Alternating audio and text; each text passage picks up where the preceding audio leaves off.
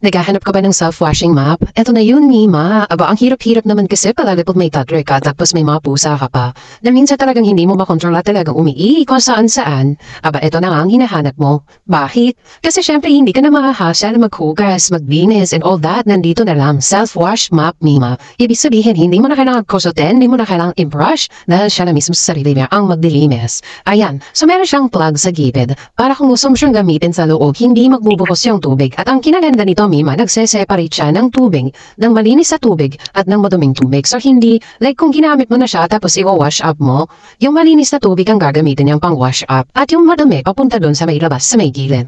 O diba, ang bongga. So hindi ka na mahihirapan na kailangan puntat pa rito sa banyo. Like all the way up kung nasa second floor. Hindi ka mag-worry dahil malinis na malinis ang mop mo. Kahit paulit-ulit mo siyang gamitin, basta i-wash up mo lang, malinis na ulit. Kung ako sa inyo, bye na.